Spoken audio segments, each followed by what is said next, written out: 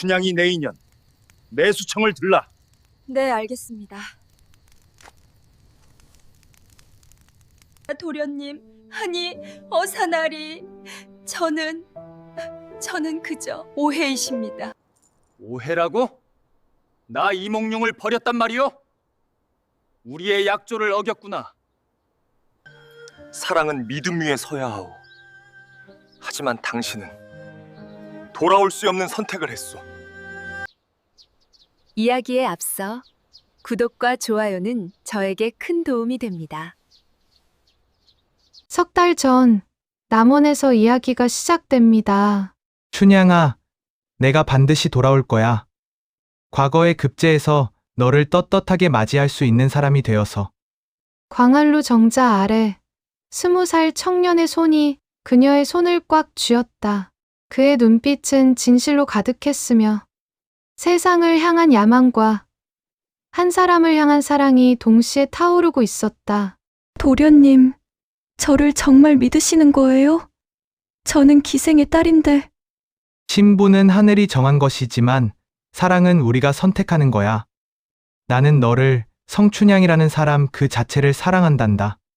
그 말이 춘향에게는 구원이었으며 처음으로 누군가 자신을 온전한 한 사람으로 대해주었다. 신분도 미모도 아닌 춘향 그 자체를. 저도 도련님을 믿고 기다리겠습니다. 아무리 오래 걸려도. 오래 걸리지 않을 거야. 1년, 길어야 2년이면 급제할 수 있어. 그때까지만 기다려줘.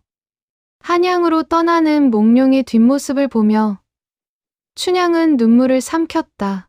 기다림이 두렵지 않았다. 그가 돌아올 것을 믿었으니까.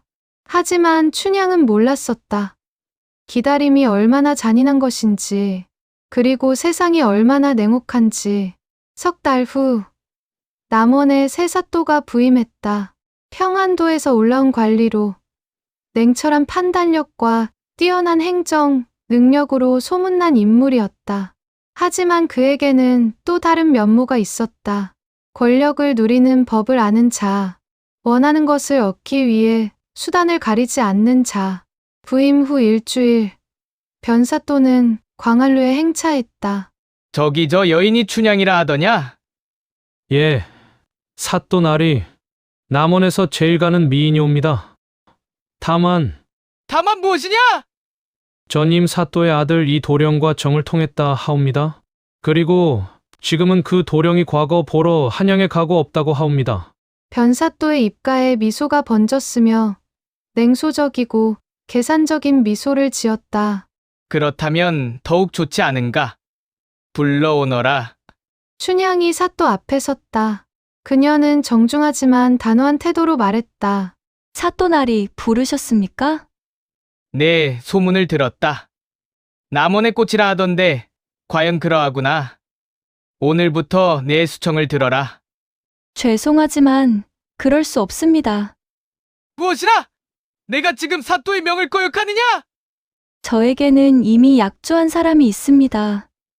이 도령께서 돌아오실 때까지 저는 기다릴 것입니다. 뭐 약조? 그가 비웃었다. 낮고 조롱하는 웃음이었다.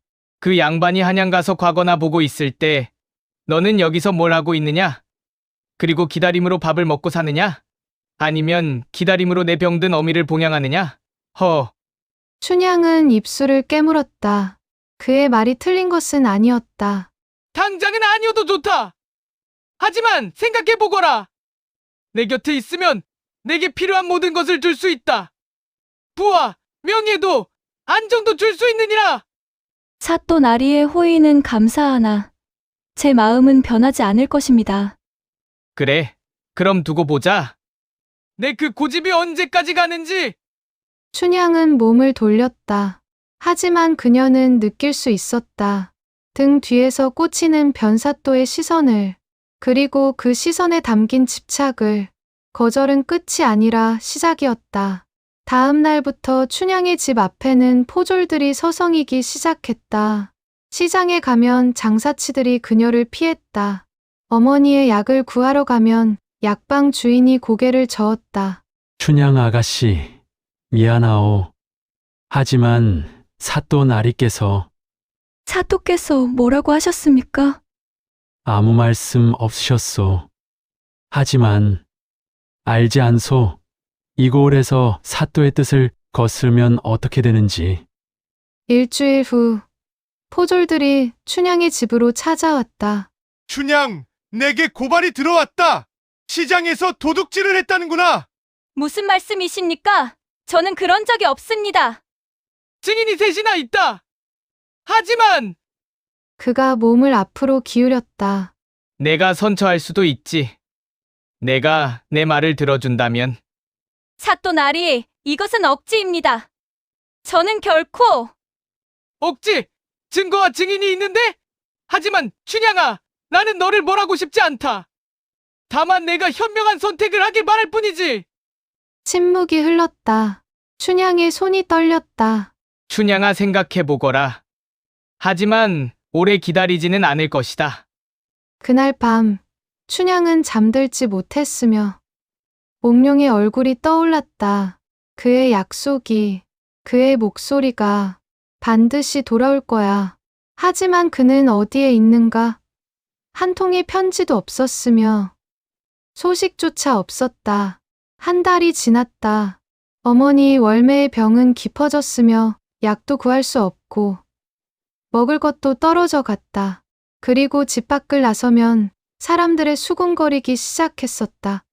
저 계집 사또 나리의 뜻을 거역했다지. 고집이 새도 유분수지. 기생의 딸 주제. 이 노령, 그 양반 돌아오기나 할까? 벌써 석 달도 넘었는데. 춘향아, 내가 원하는 대로 하거라. 이 어미는 괜찮으니?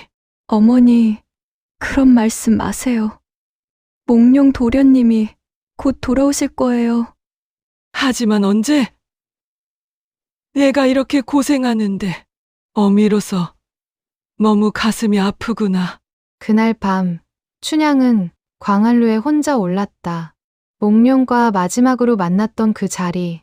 도련님, 어디 계세요? 왜 아무 소식이 없으세요?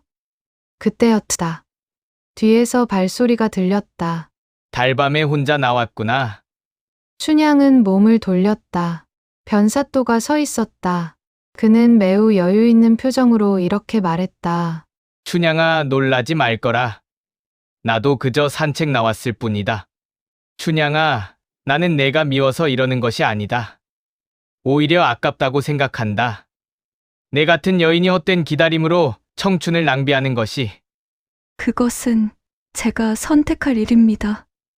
선택? 내게 선택권이 있느냐? 너는 기생의 딸이다.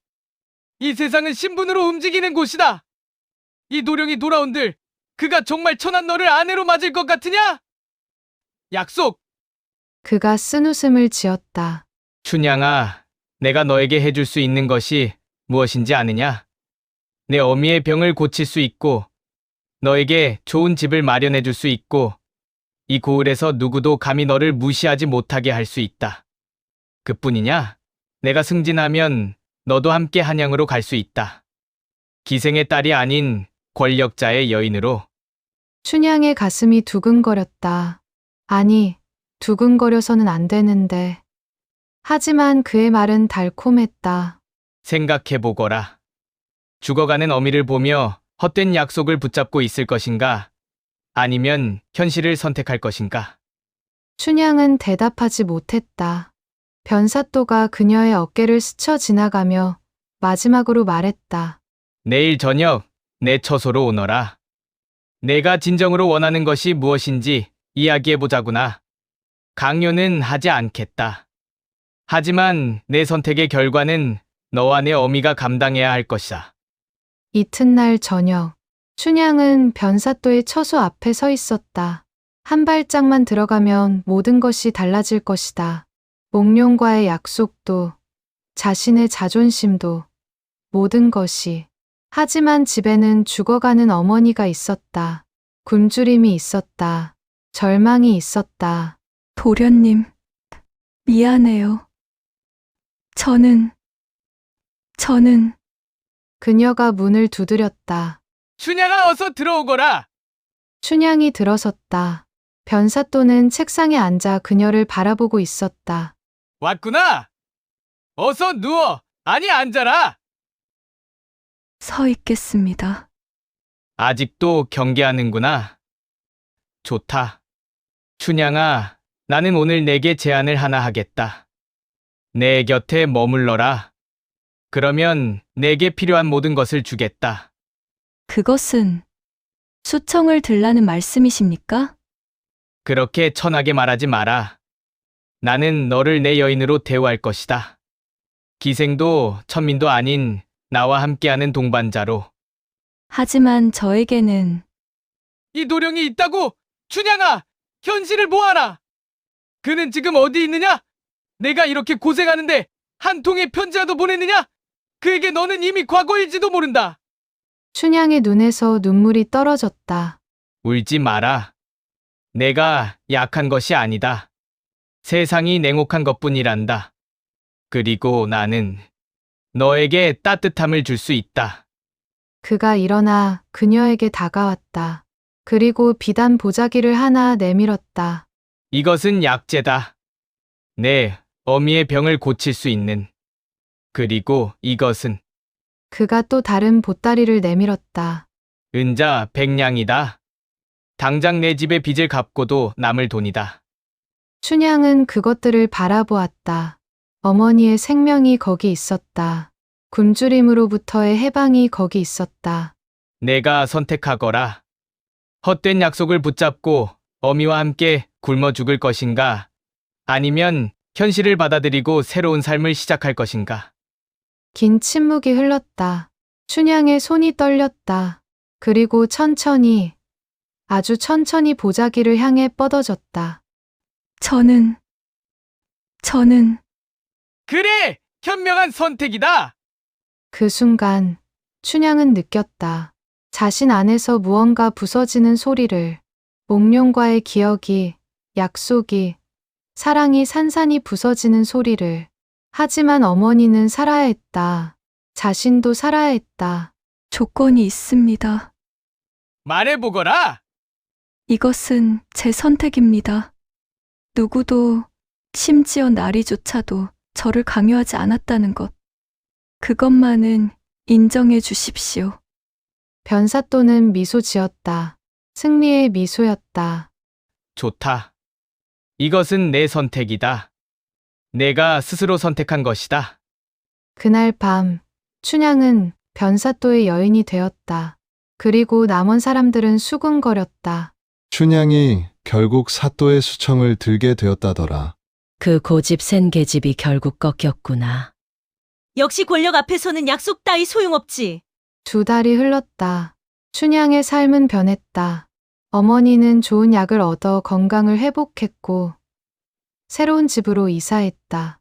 비단 옷을 입고 좋은 음식을 먹었다.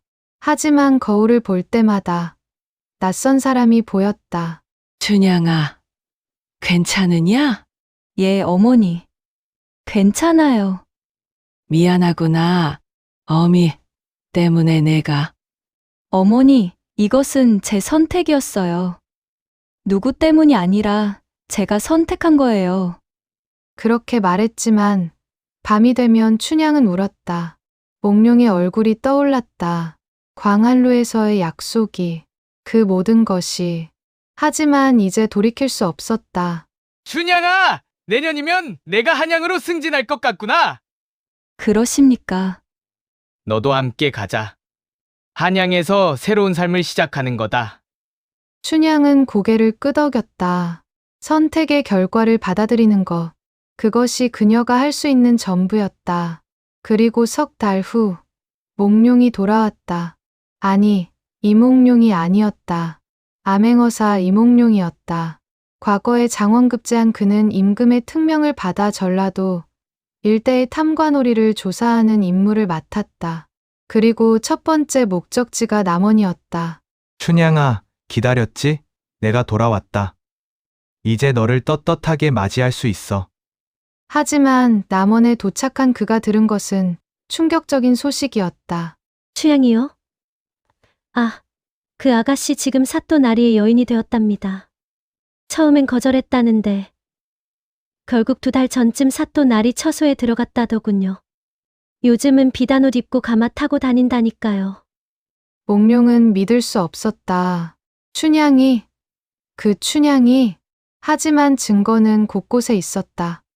그녀가 변사또와 함께 있는 모습을 본 사람들, 그녀의 변한 생활, 모든 것이 사실을 말해주고 있었다. 왜 그랬어, 춘향아? 분노가 아니었다. 배신감도 아니었다. 그저 깊은 상실감이었다. 자신이 믿었던 모든 것이 무너지는 느낌. 하지만 그는 암행어사였다. 개인적 감정에 앞서 임무가 있었다. 며칠간 조사한 결과 변사또의 죄목이 드러났다. 뇌물, 부정축제, 백성 탄압, 그리고 그 과정에서 춘향도 공모자로 지목되었다. 물질적 이득을 얻었으니. 변학도 내게 여러 죄목이 있다. 뇌물수수, 부정축제, 백성 탄압. 이를 어찌 변명하겠느냐? 암행어사 나리, 그것은 오해입니다. 저는 증거가 있다. 더 이상 변명은 소용없다. 그리고 몽룡은 춘향을 바라보았다. 그녀는 창백한 얼굴로 서 있었다. 성춘향, 너 역시 변학도의 부정에 공모하고 물질적 이득을 취했으니 죄가 있다. 도련님, 아니, 어사나리. 도련님이라 부르지 말거라. 나는 지금 어사다. 저는 어쩔 수 없었어요. 어머니가 병들어 죽어가고 먹을 것도 없었어요. 저는 서로가 이제는 감정이 격해졌다. 이몽룡은 점점 화가 치밀어 올랐다. 그래서 우리의 약속을 버렸다는 말이냐? 약속이요?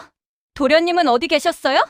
한 통의 편지도 없이, 소식도 없이 저는 혼자였어요.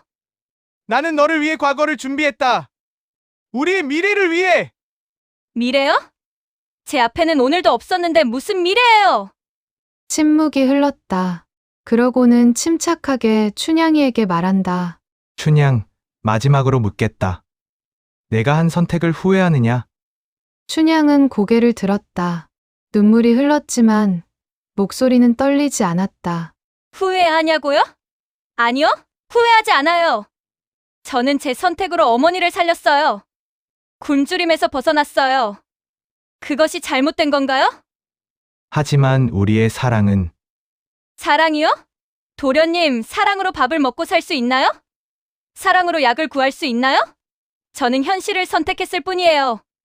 그렇다면 우리는 여기서 끝이다. 그가 한참 고민하더니 판결을 내렸다. 변학도는 유배형에 처한다. 성춘향은 공모의 책임으로 옥에 가둔다. 어사나리! 이것이 법이다. 사랑은 믿음 위에 서야 한다.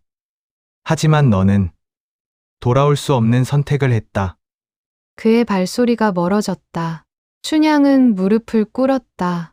울음이 터져 나왔다. 춘향이 옥에 갇힌 지 일주일이 지났다. 옥문 앞에서 월매가 울부짖었다. 어사나리, 제발 제 딸을 살려주십시오.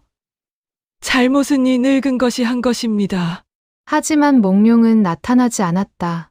다만 옥조를 통해 전해진 말이 있을 뿐이었다. 어사나리께서 전하시길 법 앞에 사정은 없다 하셨습니다.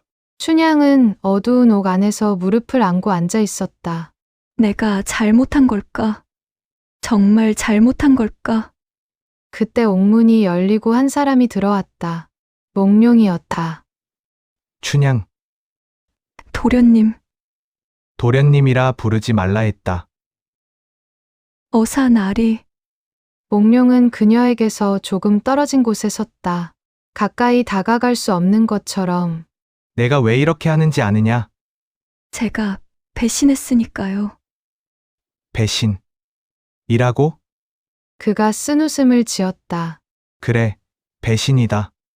하지만 나를 배신한 것보다 더 큰 것이 있다. 너 자신을 배신했다. 내가 그토록 지키려 했던 자존심을, 신념을. 자존심으로 어머니를 살릴 순 없었어요. 나도 안다. 내가 얼마나 힘들었을지. 하지만 춘향아, 내가 나를 믿었다면, 조금만 더 기다렸다면, 춘향은 기다림의 말에 분노했다. 기다리라고요? 얼마나요? 한 달?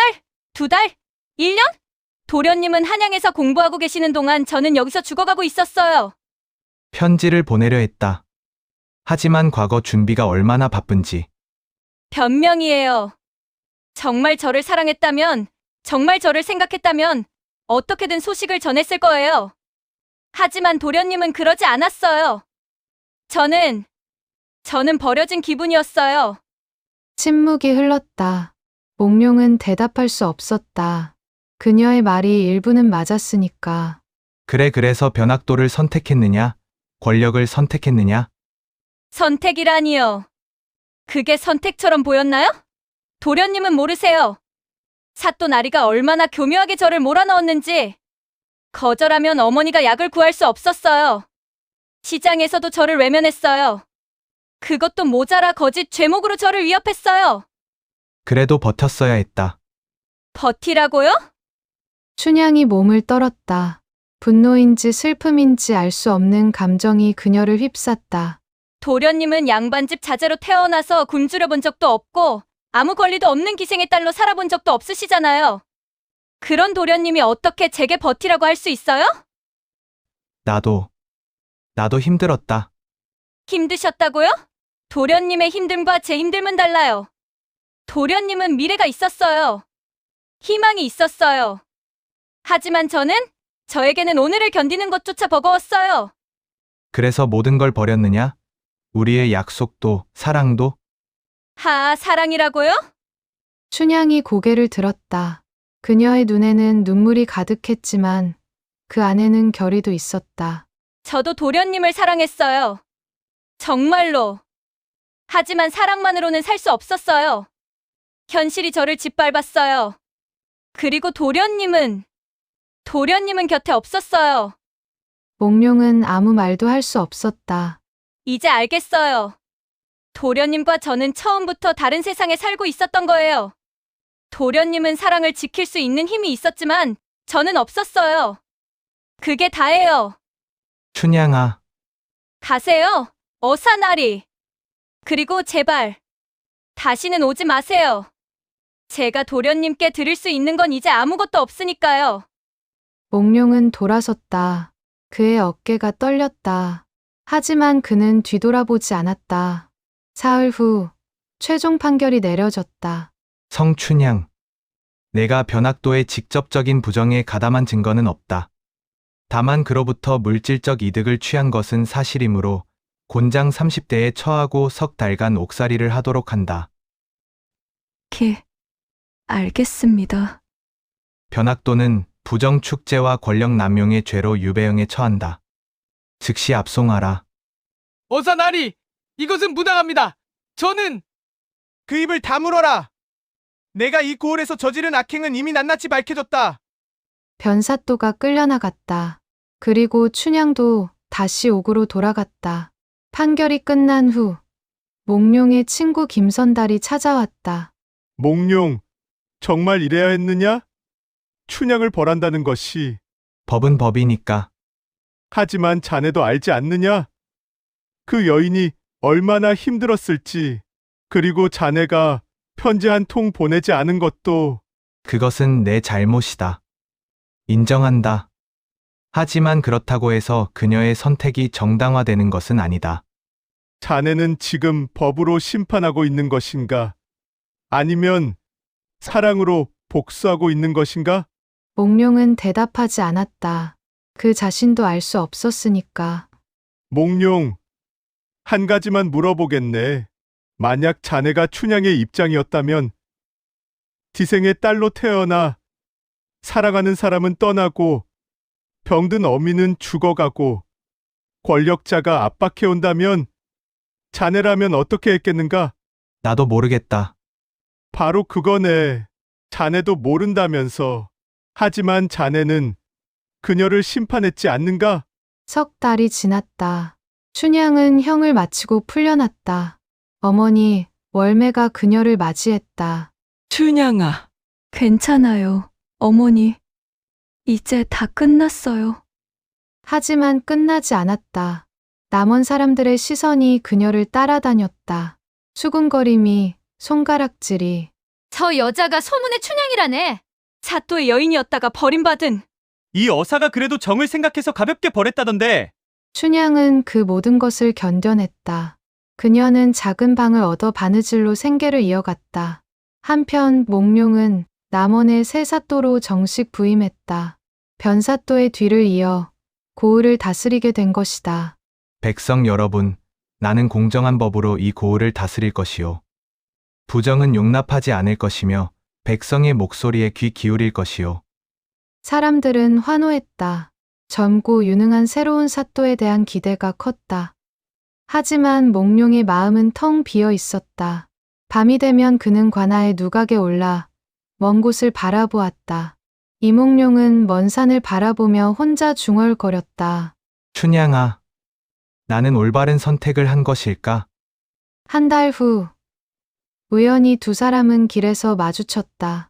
춘향은 바구니를 들고 시장에서 돌아오는 길이었고, 몽룡은 행차 중이었다.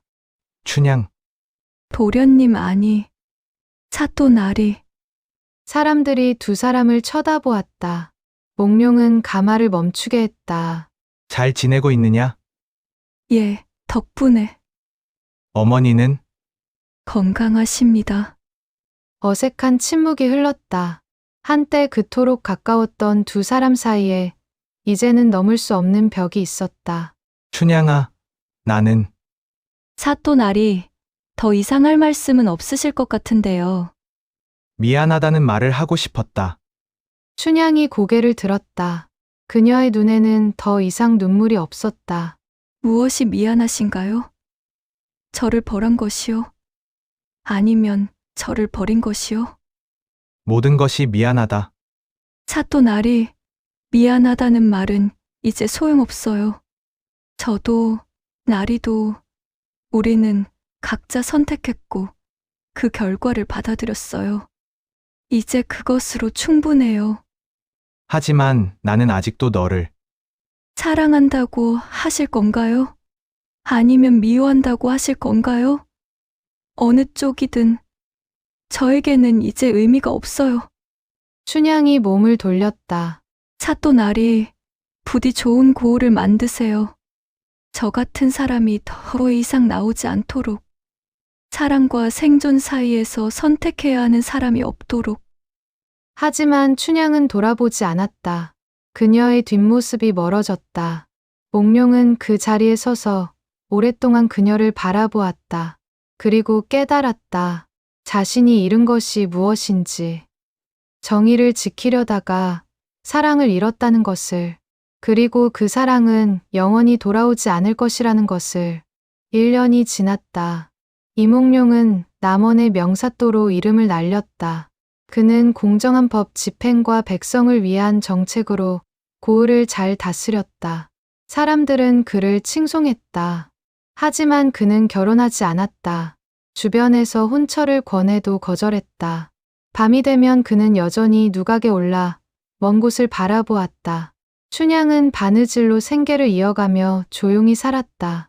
사람들의 수군거림도 점차 잦아들었다. 그녀는 더 이상 남원의 꽃이 아니었다. 그저 평범하게 사는 한 여인이었다. 어느 봄날, 춘향은 광안루에 올랐다. 몽룡과 마지막으로 만났던 그곳. 도련님, 저는 나리를 원망하지 않아요. 나리도 옳았고, 저도 옳았어요. 다만 우리는 서로 다른 세상에 살고 있었던 거예요.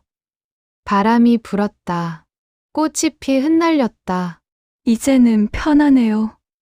더 이상 사랑도, 미움도, 후회도 없어요. 그저 살아가는 거예요. 그녀는 돌아섰다. 그리고 걸어갔다. 자신의 삶을 향해. 같은 시각, 관아에서 몽룡도 혼자 앉아 있었다. 그의 책상 위에는 문서들이 쌓여 있었다. 백성들의 민원, 고을의 장부, 조정의 공문. 나는 정의를 지켰다. 법을 지켰다. 하지만 그는 창밖을 바라보았다. 봄날의 남원이 보였다. 평화롭고 안온한 풍경 속에서. 이것이 내가 원했던 것일까? 대답은 없었다. 다만 바람 소리만이 들려왔다. 이 이야기는 사랑을 잃고도 정의를 선택한 사람의 이야기입니다. 하지만 동시에 정의를 지키려다 인간성을 잃은 사람의 이야기이기도 합니다. 몽룡은 옳았을까요? 춘향은 잘못했을까요? 정답은 없습니다. 다만 우리는 질문할 수 있습니다.